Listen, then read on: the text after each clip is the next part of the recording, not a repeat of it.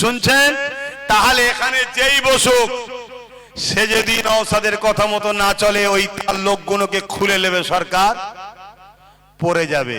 এই বুঝানোটা কি আমি খারাপ করেছিলাম? কিন্তু 2021-এ আমার কথা সবাই শুনেছিল কি লাইনে, কিন্তু 2021-এ যদি 10-15-20টা হয়ে যেত তাহলে আজকে কি এই এসআইআরে 90 লক্ষ লোকের নাম বাদ যেত? মাথায় ঢুকাও। 2021-এ যদি আজকে এই কথাগুলো শুনে নিত তাহলে ওয়াকফকে নিয়ে এই সমস্যায় পড়তে হতো। অতএব কালকে ভোটের পরে এই 90,000 লোক নিয়ে কি হবে? নাম আদৌ তুলবে না তুলবে না?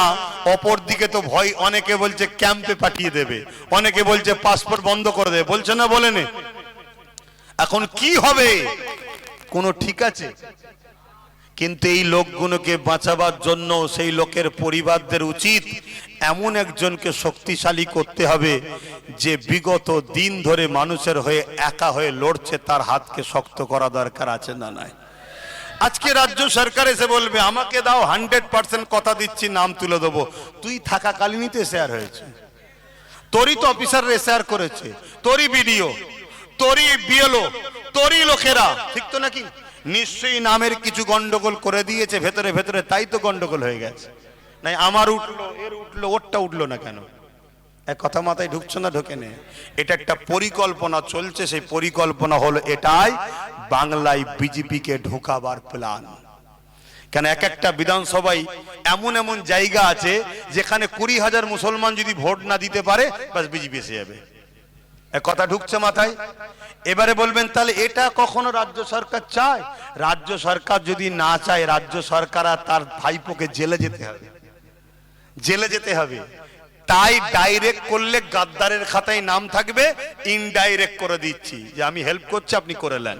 মাথায় ঢুকছে খুবরিতে? সেই জায়গায় দাঁড়িয়ে থেকে যদি বিশ্বাস হয় আলহামদুলিল্লাহ, ইনশাআল্লাহ ভাঙড় থেকে আবার আল্লাহকে জিতাবে।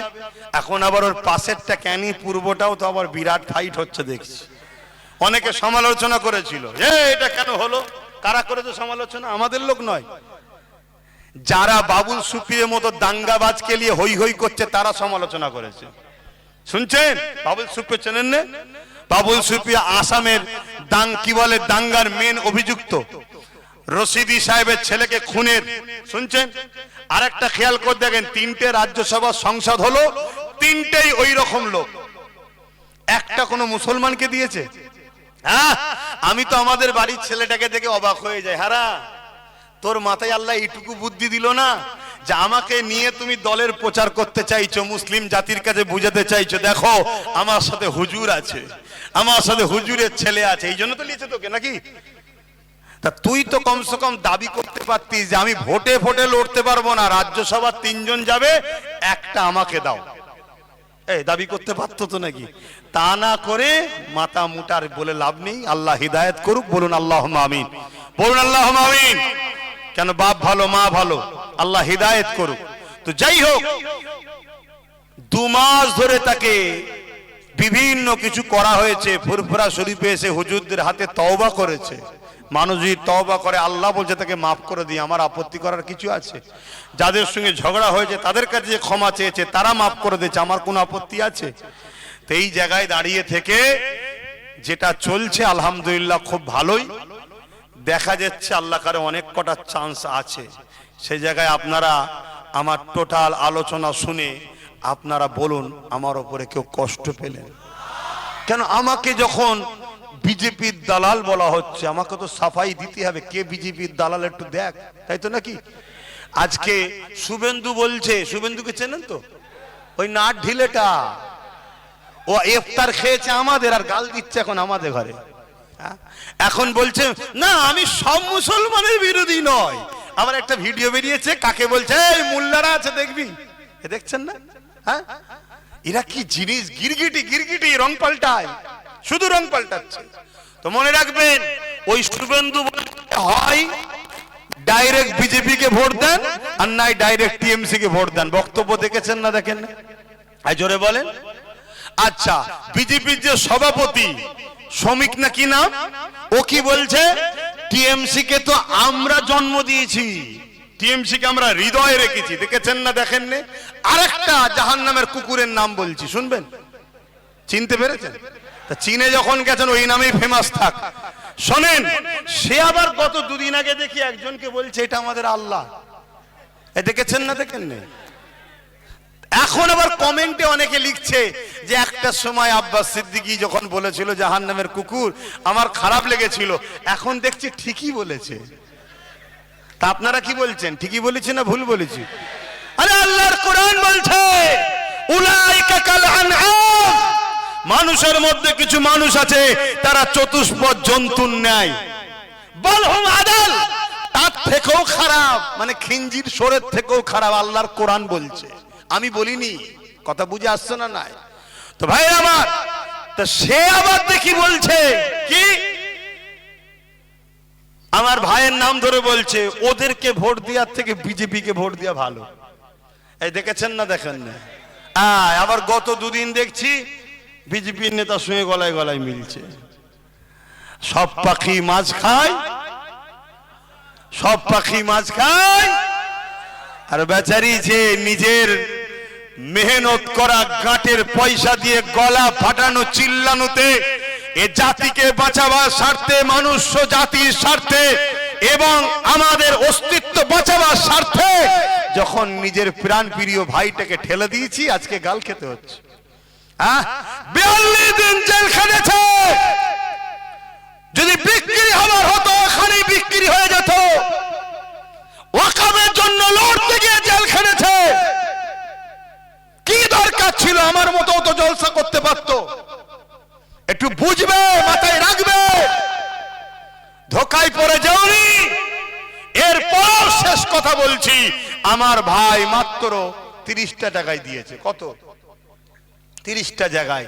যদি কাউকে সেটিং থাকতো তাহলে 294 জায়গায় দিত। কথা মাথায় ঢুকছে না ওখানে? আর যে 30 জায়গায় দিয়েছে, আমার তো যে জোয়ার দেখছি এখন, না দিদির মিটিং আছে, না কি বলে মোদির মিটিং এ লোক আছে। নওশাদ যেখানে যাচ্ছে তুফান শুরু হচ্ছে, ঠিক না বেটি? যা দেখছি ঠিকভাবে যদি হয় এই 30 জায়গার মধ্যে 20 জায়গায় জিতার চান্স আছে, 10 জায়গায় সেকেন্ড পজিশনের চান্স আছে। তাহলে ভুলটা কি করছে? সারা জীবন তোমরাই শুধু করবে আমার সিল আমার নুরা, আর আমারই ভাঙবে মসজিদের গোড়ায়। মেনে লিয়া যাবে? আমার সিল আমার নুরা, আর আমার ছেলেকে দেবে গেজার কেস। আমার সিল আমার নুরা, আর আমার দাদা হুজুরের দরবারে পাঠাবে পুলিশ। এগুলো মেনে লিয়া যাবে? এই সব কিছু চিন্তা ভাবনা করা ভুল হয় না তো? একদম আল্লাহকে সাক্ষী রেখে বলো আমার পক্ষে কারা একমত, হাত তুলে সাক্ষী দাও। লম্বা করে হাত তুলে রাখো। কেউ হাত তুলতে বাকি আছে কি দেখো? কেউ হাত তুলতে বাকি আছে কি দেখো? হাত নামাও। কেন? গাদ্দার চিনা দরকার। গাদ্দার চিনা দরকার। যে হাত তুলবে না তার সাথে আমরা ঝগড়া করবো না, কারণ আমরা আইন মানি, কিন্তু চিনে লোবো এ গাদ্দার আমাদের নয়। এ কথা বুঝছেন না? বোঝেন না? দ্বিতীয় নম্বর কথা, এবার চলে আসেন হাদিস দুটো বলে দোয়া করে দিই, কেন আপনাদের গরম হচ্ছে, আমার হচ্ছে। শোনেন মন দিয়ে, ঈমান আছে না নাই? কি গো, ঈমান আছে না নাই? বুঝবেন কি করে? মুখে তো বললে হবে না। আল্লাহ নবী কিছু নমুনা বলেছে না বলেন? আল্লাহ নবীকে সাহাবারা জিজ্ঞেস করছে হুজুর ঈমান আছে না নাই, বুঝবো কি করে? আল্লাহ নবী বলছে যখন কোনো অন্যায় কাজ করবে, শুনবেন মন দিয়ে, যখন কোনো অন্যায় কাজ করবে আর কেউ যদি বলে দেয় এটা অন্যায়, শোনার পরে যদি সে অনুতপ্ত হয়, তার মধ্যে একটা অনুশোচন হয় যে হ্যাঁ আমি এটা ভুল করেছি, তার মধ্যে ঈমান আছে। জোরে বলুন সুবহানাল্লাহ। আর ভুলটা ধরাবার পরও সে যদি হিকারুতি করে, তার মধ্যে ঈমান নাই। কথা শুনছেন? কোরআনের বিরোধী সাথ দিলে ঈমান চলে যাবে। তুমি কোরআনের বিরোধী সাথ দিও না, এ কথা ধরো, তোমায় বুঝাচ্ছি। শোনার পরে তুমি হিকারতি করছো, মনে রেখে দিও তোমার মধ্যে ঈমান নেই। আর শোনার পরে যদি মনে হয় যে না না সত্যিই তো ভুল হচ্ছে আমাদের, তোমার মধ্যে গুনাহ থাকতে পারে, কিন্তু গুনাহ হয়েছে কিন্তু ঈমানটা এখনো আছে। কথা মাথায় ঢুকলো? রাসূলুল্লাহ দ্বিতীয় হাদিস মুসলিম শরীফ, আল্লাহ নবী বলছেন, শুনছেন? আল্লাহ নবী বলছেন যার মধ্যে তিনটে নমুনা পাওয়া যাবে তার মধ্যে ঈমান আছে। কটা? জোরে বলুন। এতগুলো মোবাইল হচ্ছে, আপনারাও করছেন অনেকে, এতগুলো কান শুনছে, এতগুলো চোখ দেখছে, তিনটে নমুনা যার মধ্যে পাওয়া যাবে তার মধ্যে ঈমান আছে। যার মধ্যে তিনটে নমুনার কোনোটা নেই তার মধ্যে ঈমান নেই। কি? মুসলিম শরীফের হাদিস, অন্যায় দেখলে হাত দিয়ে রুখবে, যদি হাত দিয়ে রুখতে না পারে দ্বিতীয় নমুনা মুখ দিয়ে প্রতিবাদ করবে, যদি মুখ দিয়ে প্রতিবাদ করতে না পারে অন্তর থেকে ঘৃণা করে দূরে সরে যাবে। এই তিনটের মধ্যে কোনোটা যদি না থাকে তার মধ্যে ঈমান নাই। বলো, কেউ যদি মসজিদ মাদ্রাসা ভাঙে অন্যায় না অন্যায় নয়?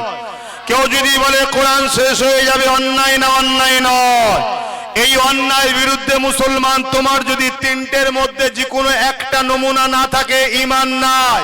হয় এদের বিরুদ্ধে হাত দিয়ে লড়তে হবে, যদি হাতে শক্তি না থাকে মুখ দিয়ে প্রতিবাদ করতে হবে, যদি মুখ দিয়ে প্রতিবাদ করার ক্ষমতা না থাকে অন্তর থেকে ঘৃণা করে সরে যেতে হবে। তা না করে তুমি 500 1000 নিয়ে সুইচ টিপছো, টেপো, তুমি টেপো। আমার ডিউটি বলে যাওয়া, তুমি পরকালে কবর থেকে বুঝে লিও